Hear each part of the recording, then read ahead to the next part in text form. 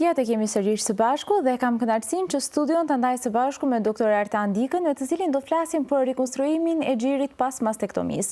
Një proces i cili është sa shëndetësor, aq edhe estetik, që ndikon në shumë aspekte në shëndetin dhe mirëqënien psikofizike të femrave, kështu që për më tepër se si bëhet, çfarë është, cilat mund të jenë kundërindikacionet, komplikacionet apo diçka që duhet të dim, ne do flasim për gjatë bisedës tonë sot. Faleminderit që jeni pjesë e emisionit tonë për të folur për këtë temë, me cila është puna juaj e përditshme, por për ata të cilët ndoshta nuk e dinë shumë, të kenë edhe ata më tepër informacione.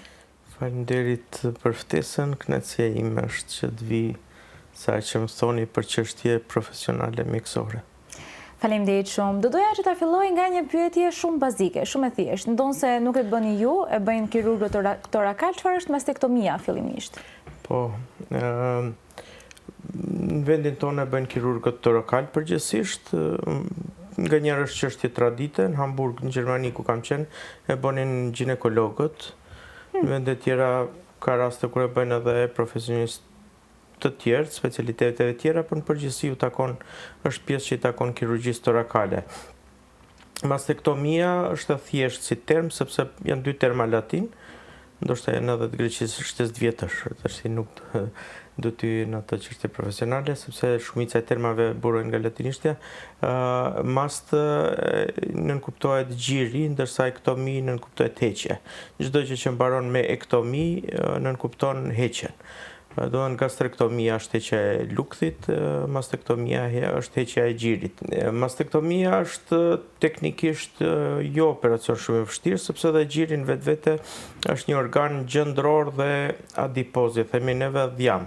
Do në është i përbër nga gjendra e gjirit edhe nga e dhjami, aq më shumë që kanceri i gjirit ka tendencë shfaqet më shumë në moshat e mëdha, mbi 50 vjeçë, por kjo nuk e përjashton mundësinë e shfaqjes edhe në moshat më të reja, por në moshat më të mëdha gjiri pak a shumë gjendra kthehet në dhjam dhe përgjithsisht është dhjamor. Teknikisht nuk është e vështirë sepse ka të bëjë me heqjen e dhjamit dhe lëkurës të gjirit. Shpesh si pjesë shoqëruese e operacionit është heqja edhe e gjendrave limfatike të sqetullës. Këto janë çështje protokollare të kirurgjisë torakale, nga njerë kur tumori është i vogël i lokalizuar mund bëhet heqja e një pjesë e gjirit, kuadratektomi heqja një kuadrati, të shumë të në raste bëhet heqja e komplet gjirit, por ato janë çështje teknike cilat përcaktohen nga kirurgët torakal. Ne do flasim sot për rekonstruimin e gjirit pikërisht pas kësaj procedure. Çfarë është rekonstruimi i gjirit? Ta themi në përgjithësi fillimisht. Po, fjala rekonstruksion nënkupton rindërtim. Do në është kthimi i formës gjirit për aq sa mund të kthehet një formë gjirit. Kjo është pjesë e kirurgjisë plastike, sepse vetë fjala plastik në vetvete nuk nënkupton patjetër vendosjen e materialeve plastike.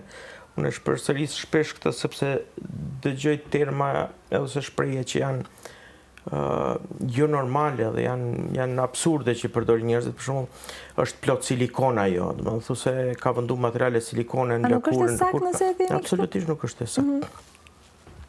Sepse protezat e gjirit janë të mbushura me silikon, po janë si proteza, si trupi ujë, që është një prej mënyrave rekonstruksioneve, por trupat ujë vendosen pothuajse në çdo pjesë të kirurgjisë. Vendosen në ortopedi për protezat e artikulacioneve, të nyjeve, vendosen kirurgjinë e barkut të rrjetat e ndryshme, vendosen në kirurgjinë vaskularëve të enëve të gjakut, vendosja e protezave të enëve të gjakut ndryshme, vendosen gjithashtu edhe në kirurgji plastike kur ka nevojë që rindërtimi i formës të një pjese të bëhet me material me proteza, për shembull silikoni, siç është në rastin e gjirit. Por materialet që futen si lëndë nuk janë silikon, më në ato që injektohen janë acid hyalurinik që është pjesë përbërëse e organizmit, ose janë botokse për substrate të nxjerrura nga bakterie të caktuara që shkaktojnë paralizën e muskujve në lëkurë, të kurrja cilave jep rrudhat. Fjala plastik në vetvete nënkupton është fjalë greke e greqishtës vjetër, jo greqishtës tre, që nënkupton modelimin apo dhënien e formës. Kur thuhet që ka bërë plastik, plastikos është rindërtimi i formës edhe trajtës të një pjesë të trupit. Unë dëgjoj shpesh, sidomos në pjesën e showbizit, gjëra absurde që nuk kanë të bëjnë me realitetin, nuk kanë të bëjnë me atë që ka bërë plastik hundën. Ti mendon se ka marrë një logo plastike dhe ka venduar. Jo, ajo në kupton e ka modeluar, por njerëzit kur pretendojnë të bëhen interesant, kalojnë gjëra absurde që nuk përkojnë me të vërtetën. Në këtë kuptim edhe plastika e gjirit, themi, ka të bëjë me rekonstruksionin e gjirit, rindërtimin e gjirit. Prandaj edhe kirurgjia plastike është kirurgji plastike, rekonstruktive dhe estetike. Më vjen mirë që e përmendet këtë aspekt, duke qenë se mund të ketë dhe gratë të cilat, pra në rastin ton konkret pas mastektomisë, nuk duan që ta bëjnë këtë ndërhyrje sepse janë kundër operacioneve plastike në atë formën si ne i njohim, pra botokseve, fillerave dhe për këtë arsye ndoshta edhe ngurojnë për ta bërë këtë si ndërhyrje. Kështu që besoj se duhesh tek ky sqarim. Shpresoj që t'ju kem ndihmuar me sqarimin e bërë. Njeriu në jetë ju nështrohet shumë sfidave, sprovave. Një prej tyre është humbja e një pjese ose të gjithë organit, për shembull, dhe shpesh ka nevojë për gjetjen e zgjidhjeve. E kjo zgjidhje tashti është në raste ndryshme, në forma të ndryshme. Kemi raste ekstreme, për shembull, që duhet bëhet transplantimi i zemrës, mushkërisë, mëlçisë, veshkës, dhe kjo bëhet. Është koncepti si unë në ato filmat e fëmirisë time para shumë vitesh, kur shifja ka pas filma sentimental, që nana që kishte humbur të birin dëshironte ta mësoj kush është marrësi i zemrës të tij, edhe duke ndigjuar zemrën e tij, ndigjonte rrahjet e zemrës të birit të tij. Janë gjëra që kanë aspekte edhe psikologjike, emocionale, edhe aspekte fetare në kuptimin e ideve besimtarëve të ndryshëm, ata që besojnë.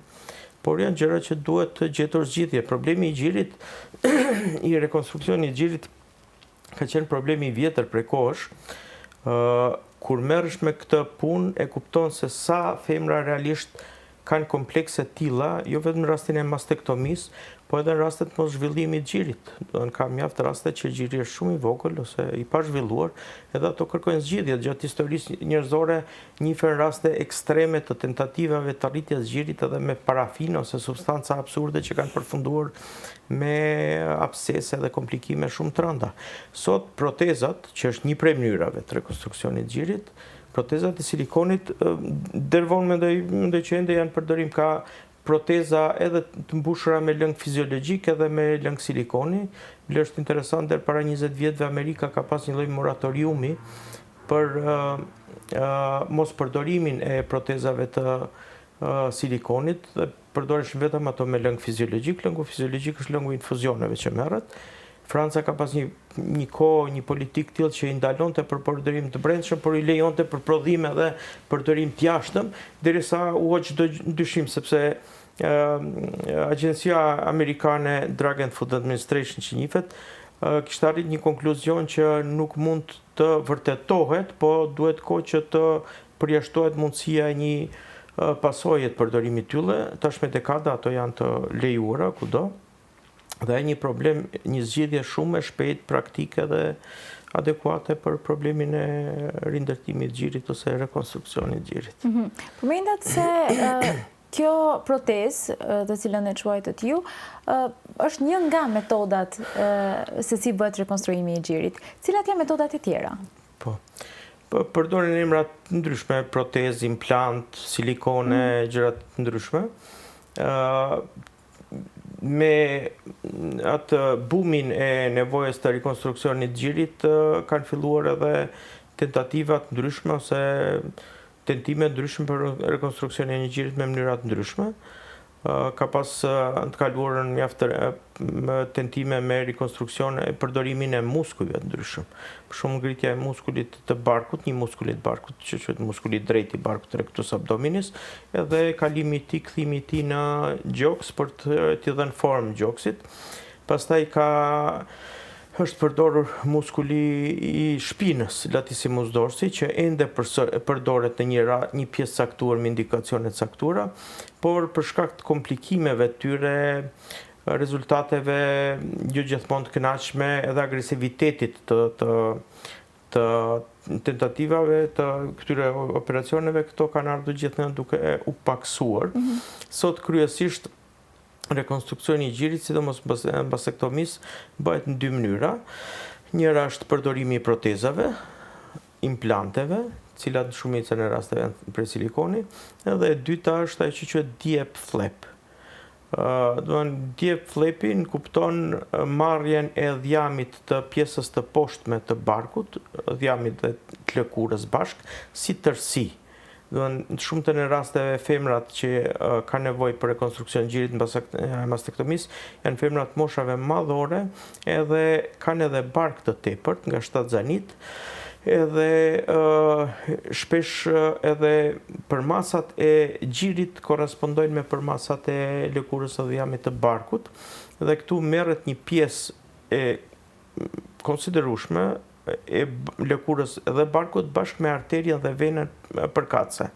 DIEP flap nënkupton arterien dip inferior epigastrik arteri, arteria e thellë e poshtme e epigastrike, e cila e furnizon me gjak këtë ind, sepse një ind i cili nuk furnizohet me gjak vdes. Kështu është e domosdoshme që ai material, ajo pjesë e lëkurës dhe në lëkurës të ketë një arterie dhe një venë.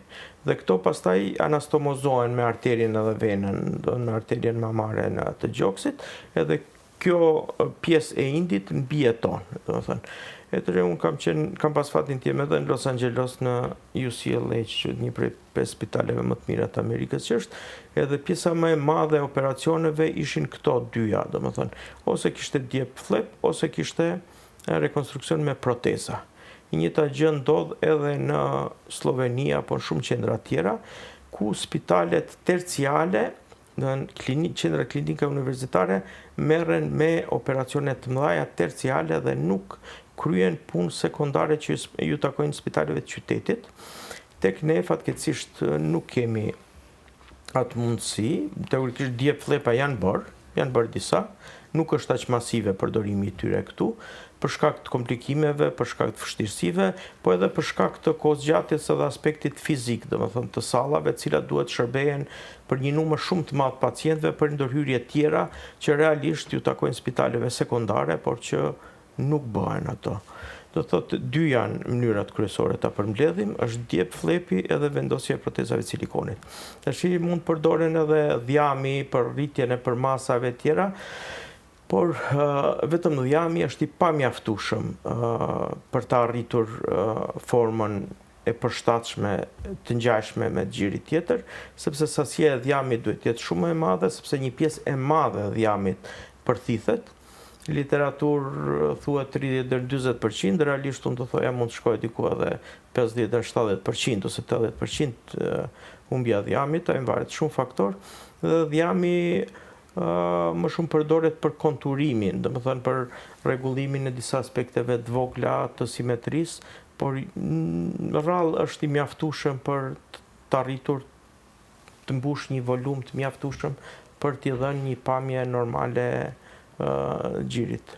Por gjithsesi, ka edhe aspekte tjera, krijimi i areolës edhe mamillës, që janë struktura identifikuese, që bëjnë përshtypje në gjë. Ka mënyra të ndryshme të krijimit të mamillës, me ngritje të një pjese të vogël të lëkurës, që janë teknikisht lehta, ndërsa për areolën përpara janë përdorur shumë këto graftet, marrja e lëkurës për shembull në zonën e pubike ose në pjesën e brendshme të kofshëve ku lëkura është më e errët, sepse karakteristika e areolës është ngjyra. Tash shumë përdoren edhe tatuazhe, domethënë shumë e thjeshtë të bësh një areol duke i thënë një personi që bën tatuazhe që ta ngjyros atë si në përmasat e areolës tjetër. Interesante kjo. Janë zgjidhje praktike. Edhe bashkëkohore. Po, me që përdoren. Duhet thënë dhe që të shohim pak ato anën pozitive në këtë metodën e dytë të DIEP flap, më duket sikur është ëndra e çdo gruaje. Pra të heq dhjamin, të heq atë shtresën e tepërt nga pjesa e barkut dhe të shtojë volumin e gjoksit, ose të ketë një gjoks siç e dëshiron ajo. Pra, le të mendojmë pozitivisht në këtë aspekt. Ndoshta logjikisht duhet ishte diçka e tillë, por unë të them për shumë në Los Angeles paka shumë ishin numri operacioneve njërit lloj djep flepi dhe të protezave ishin paka shumë në përqindje të njëjta. Kur ofrojnë të dy mundësit, atëherë i thuhet pacientit, i sqarojnë të dy përfitimet dhe problemet dhe ai zgjedh pastaj. Kuptohet që djep flepi ka rreziqe më të mëdha, probleme më të mëdha, ka të bëjë pastaj edhe me përvojën e klinikës, mundësinë e ndjekjes, ndërhyrjes në kohë për zgjidhjen e këtyre komplikimeve, që kërkon një sistem që të funksionojë, që nuk ndodh tek ne, për t'i bërë të mundur këto si zgjidhje praktike, jo si prova, po për si zgjidhje funksionale. Dhe afatgjate, besoj. Patjetër. Doktor, a është zgjedhja për të bërë një rikonstruim të gjirit pas mastektomisë më shumë për shkaqe psiqike? Është patjetër, është elementi, çdo femër do të ketë dy gjë që të paktën t'i ngjajë njëri tjetrit, absolutisht aspekti. Është pikëpari aspekti psikologjik edhe estetik, sepse ai gjë, sido që të rekonstruksiohet, nuk do jetë funksional. Kuptimi nuk do të kesh ndjeshmërinë as në funksionin e tij të gjithëdhënies, nuk do prodhoj qumësht, as në kuptimin e efektit seksual të gjirit, as në kuptimin e ndjeshmërisë, as në tjerave. Ajo që arrihet me rekonstruksionin është pamja vizive, domethënë aspekti psikologjik edhe emocional. Anatomikisht është aty. Patjetër. Vetëm kaq. Patjetër. Po është një periudhë kohore, një moshë që ai është qëllimi edhe për gjirin tjetër, domethënë është e pritshme në ato mosha dhe gjiri tjetër nuk jo se i kryen funksionin e gjithëdhënies, aspekte tjera. Sa kohë pas mastektomisë mund të bëhet një rekonstruim? A bëhet me një herë pas, a bëhet ndoshta përgjatë, ose duhet të kalojë një periudhë të caktuar, ose kjo është individuale nga rasti i pacientes? Po mund të bëhet në çdo periudhë. Ne shpesh kemi raste të tilla, nesër konkretisht me doktor Ilir Velën, jemi marrë vesh për një operacion të tillë që bëjmë rekonstruksionin me një herë. Domethënë është gjëja më e mirë dhe më praktike që aty për aty të bëhet rekonstruksioni i gjirit. Në bazë heqjes gjirit të vendoset proteza, por mund të bëhet në çdo fazë mbas periudhës. E tash sa më gjatë të kalojë, aq më e vështirë do jetë, sidomos në rastet me rrezatime, me trajtime shtesë, sepse ajo lëkura e mbetur i humb karakteristikat, elasticitetin e lëkurës, ka tendencë të kurret, të mblidhet, edhe është shumë më vështirë të bëhet rekonstruksioni, sidomos me protezë. Me protezë është më e lehtë kur lëkura është e bollshme, është elastike dhe ka hapësirë. Në rastet e rekonstruksioneve të vonshme, më së pari duhet bëhet, shpesh ka nevojë për një qasje dyfazshme. Së pari duhet vendoset një qese e zbrazët plastike, e cila mbushet pastaj gradualisht përmes, sepse ajo ka një valvulë dhe ka një tub ose ka një vend ku shpohet direkt, mbushet gradualisht për 1 muaj gjysmë 2, në mënyrë që gradualisht të fryhet, zgjerohet lëkura e gjirit që të mundësojë vendosje në fazë të dytë të protezës. Shumë problematike janë rastet me intervenime shumë të mëhershme, edhe me rrezatime, ku lëkura e mbetur është bërë fibrotike, se them është si një lloj plastike, e cila nuk mund të zgjerohet më. Edhe është më i vështirë rekonstruksioni, por në parim rekonstruksioni mund të bëhet në çdo fazë, më e mira është kur bëhet në të njëjtin akt. A mund të bëjnë rekonstruim të gjirit të gjitha pacientët të cilat kryejnë një mastektomi, ose ka edhe raste kur nuk rekomandohet nga ana e mjekëve? Ajo ka të bëjë me faktorë tjerë që mund ta pengojnë, domethënë gjendja e përgjithshme e pacientit që nuk lejojnë ose rrezikon anestezionin e përgjithshëm. Për shembull, pacient me sëmundje të rënda kardiopulmonare që nuk ja vlen kur e peshon përfitimin dhe rreziqet, nuk ja vlen të rryhet, por në aspektin lokal të rekonstruksionit gjirit, një pacient i shëndosh që mund të nështrohet një intervenim kirurgjikal me anestezion të përgjithshëm, mund të bëhet rekonstruksioni i gjirit. Domethënë nga ana e kirurgjisë plastike nuk ka ndonjë kundërindikacion, diçka që ta ndalojë. Jo, i vetmi problemi janë faktorët lokal që përdora ajo kurrja e lëkurës, pamundësia për të pasur lëkurë të mjaftueshme për të mbuluar këtë implantin, kohë zgjatja, rrezatimi, gjëra të tilla. Në parim, po, çdo femër që do të bëjë rekonstruksion gjërit mund të bëjë. Pastaj shifet çdo rast veç e veç. Sa zgjat kjo si procedurë? Është një procedurë që gratë pacientët zakonisht kanë frikë, cilat mund të jenë edhe ndërlikimet apo komplikimet përgjatë procesit apo dhe pasi bëhet rekonstruimi i gjërit? Jo, nuk është problematike në atë aspekt. Është operacion i cili, mund të themi, bashkë me mastektomin, që ose një mastektomi do të zgjasë 45 minuta, 1 orë, edhe 1 orë do duhet kjo vendosje protezës e qepja e plagës, mund të shkojë 45 minuta, mund të shkojë 1 orë e gjysmë deri në 2 orë. Është operacion që kryhet shpejt, sepse aq më shumë kur operohen një tinakt, vendi plaga është e qelur, nuk ka nevojë për operimin e indeve, duhet thjesht përgatitet terreni, sepse vendosja bëhet nën muskulin e gjoksit, edhe të shifet është problemi i mbulimit të protezës, për cilën ekziston një problem në kuptimin e organizimit dhe financiar, sepse muskuli i gjoksit është muskul pak a shumë me formë trekëndshi dhe nuk arrin të ambuloj pjesën ansore të poshtme të protezës. E tash në vende tjera ku kanë pare njerëzit dhe nuk kursejnë, në Los Angeles kishte një flet biologjike e cila qepeshte me muskulin edhe qepej me murin, brinjët, pjesën murin e gjoksit, edhe kjo e zëvendësonte muskulin në pjesën që mungon edhe mbulonte protezën komplet, por ajo atëherë, mund të ketë 8 vjet ose 10 vjet, kushtonte $1.000. Kështu që është një procedurë e kushtueshme. Është e kushtueshme. Këtu, jo vetëm që është e kushtueshme, po edhe për ato që do pranonin ta bënin atë, nuk ka, është vështirë, domethënë, sigurohet, si duket nuk është profitabile për firmat, sepse të shesësh 1 apo 2 apo 5 për gjithë vitin, ndoshta nuk ja vlen barra qiran. Edhe qalon, kështu që ne mundohemi të improvizojmë, nuk është e vështirë teknikisht për kirurgun, është gjë shumë e thjeshtë, shumë komode, zgjidh një problem shumë të madh në mënyrë shumë të lehtë, por është ana financiare dhe organizimit që nuk mundsohet kjo.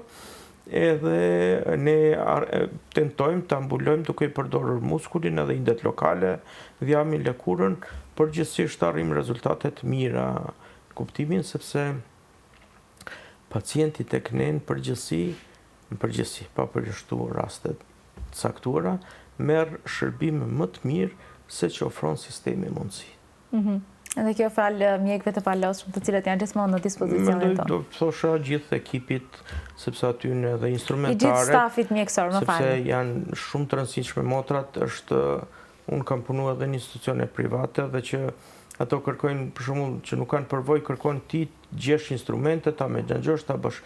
Në klinikë është krejt tjetër, kur hyn ti ofron vetëm punën e durve dhe kërkon mjep këta, mjep atë. Janë motrat që e kanë bartur atë përvojën, edhe organizojnë punën aq mirë, edhe ato materialet edhe instrumentet, kujdesen për sterilizimin, për çdo tjetër, që realisht në klinik nuk mungon asgjë nga ajo që ofron sistemi, edhe ruhet edhe kujdeset më shumë edhe më mirë, edhe shfrytëzohet më mirë se që mundson sistemi. Nëse ne për këtë jemi me fat, që kemi njerëz që e bëjmë punën e tyre me kaq dashuri. Doktor, çfarë do ju kishit thënë të gjitha grave pacientëve të cilat janë para një vendimi të tillë, para një vendimi për të bërë një rikonstruim të gjirit?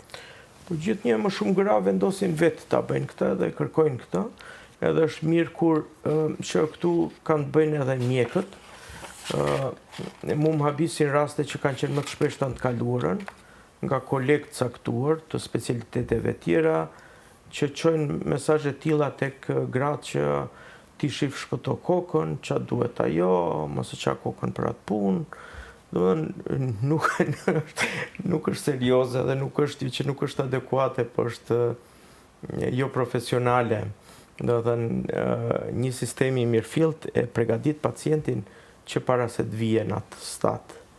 Ndërsa aq më shumë kur ke të bësh edhe me mentalitet tillë familjar, për shembull, që nuk e inkurajojnë personin që ti hyjë se procedure, moralisht nuk nuk më ndryshon gjë, por vjen me situata përballjes që ke pacientin që kërkon, ke familjar që thuan s'të duhet, edhe nuk janë situata që mendoj ja vlen të ti ta kalosh stresin e tyre.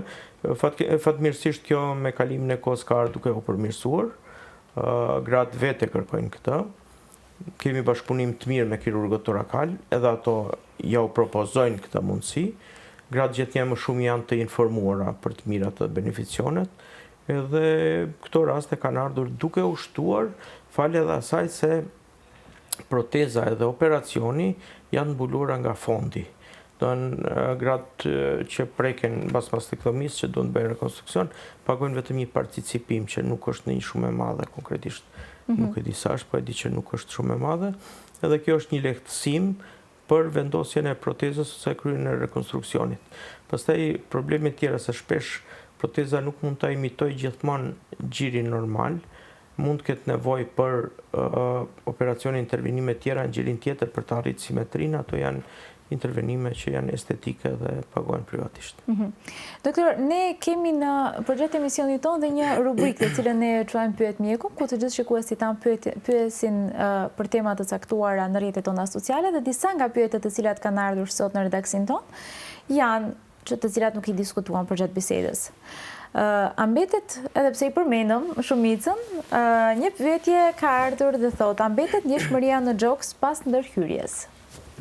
Që ndjeshmëria në gjoks dëmtohet nga mastektomia. Kështu që nuk mund të kthehet ndjeshmëria në gjoks, atë më duket e përmenda Kalimthi, sepse proteza është trupi i huaj që nuk ka ndjeshmëri, e cila mbështillet me muskullin e lëkurës, po edhe në rastet e rekonstruksioneve me djep flep, që është me indet e veta, nuk bëhet fjalë për ndjeshmëri.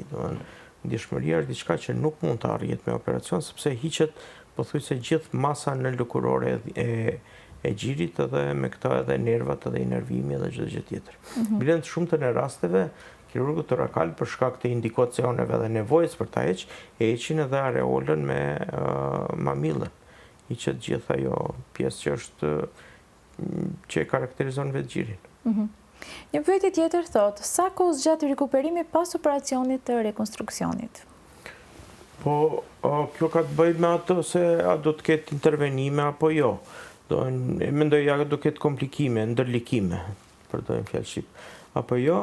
Në përgjithësi pacienti ndiqet nga kirurgët torakal, sepse ta ato shtrohet në parim. Unë nuk e di ato sa i mbajnë 2 ditë, 3 ditë në spital.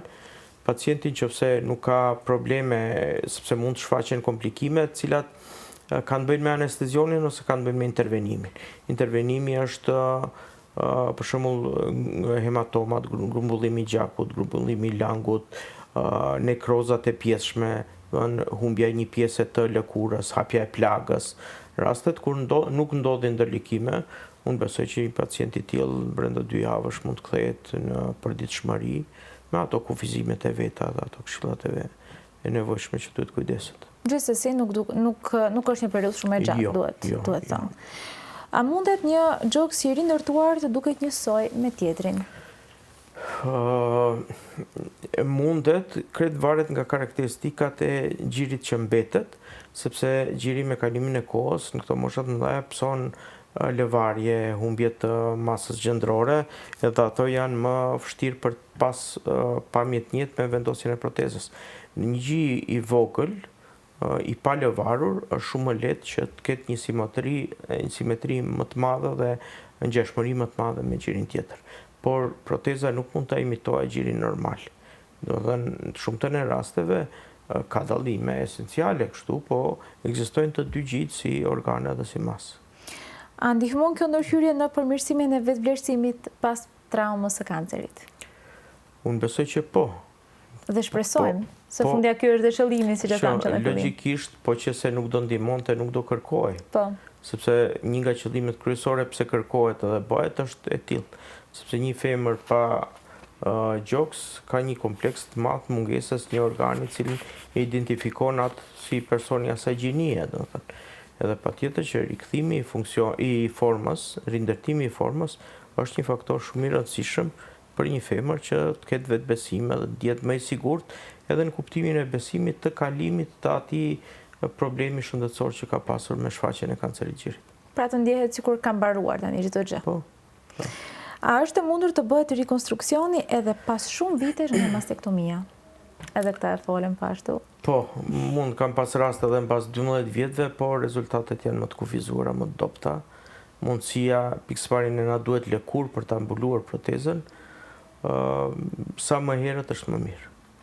Dhe me këtë këshill besoj se e përmbyllim dhe këtë bisedë tonë sot. Ne ju falenderojmë shumë që ishit pjesë e emisionit dhe që ndatni ne të gjitha këto informacione, sidomos për pacientët të cilat mund të jenë përpara një vendimi të tillë dhe kanë ato dyshimet apo frikrat e veta. Faleminderit shumë dhe ishte kënaqësi.